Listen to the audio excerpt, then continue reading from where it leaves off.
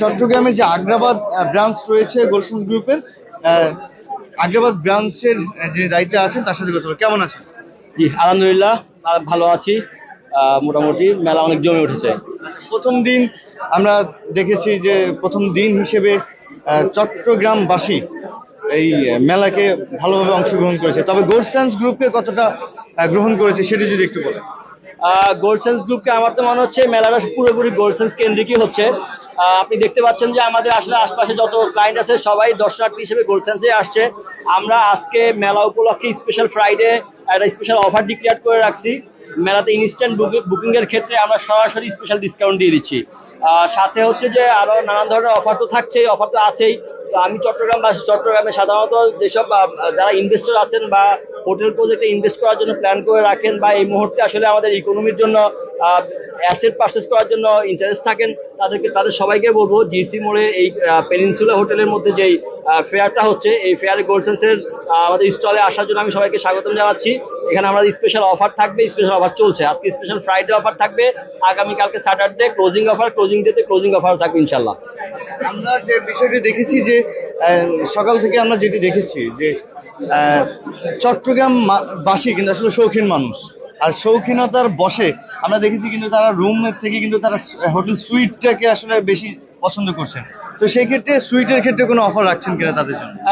Definitely special offer থাকছে। আমি একটু আগে আপনি দেখেছিলেন যে আমি একটা সুইট ডিলিংস করতেছিলাম, উনি অলরেডি বুকিং কনফার্মই করে গিয়েছেন।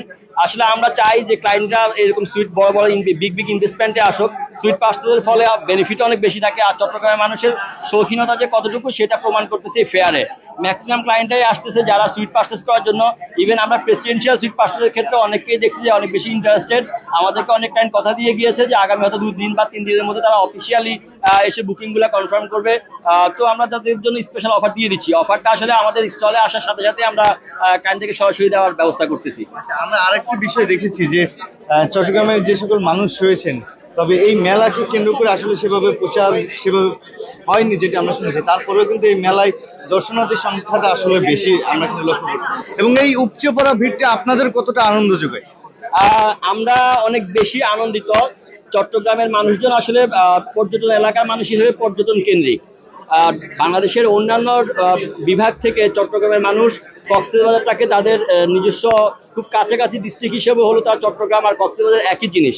তো চট্টগ্রামের মানুষ নিজেরাই দেখতেছে যে ট্যুরিজম সেক্টরগুলো কি পরিমাণ ডেভেলপমেন্ট হচ্ছে, ট্যুরিজম সেক্টর থেকে কি পরিমাণ প্রফিট মানুষ পাচ্ছে। তো সেই ক্ষেত্রে চট্টগ্রামের মানুষ এখানে অনেক বেশি প্রচারণা না হলেও এই মেলাটা এর আগেও অনেক বছর প্রতি বছর হয়ে আসছে অনেক দিন থেকে।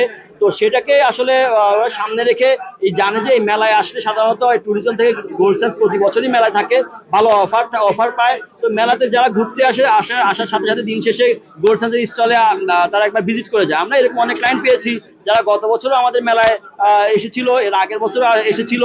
অনেক ক্লায়েন্ট পেয়েছি একটু আগে যিনি বেহিলস থেকে পারচেস করেছিল লাস্ট ইয়ার, এখন এসে বলতেছে বেসেন্স থেকে আমার কলাতলিতে যেটা আন্ডার কনস্ট্রাকশন সেখান থেকে পারচেস করবে। তো আলহামদুলিল্লাহ আমরা এই মেলাতে আমরা নিজেরা পার্টিসিপেট করতে পেরে আমরা অনেক বেশি আনন্দিত। ধন্যবাদ। দর্শক, আমরা কথা বলছিলাম চট্টগ্রাম ব্রাঞ্চের যিনি দায়িত্বে আছেন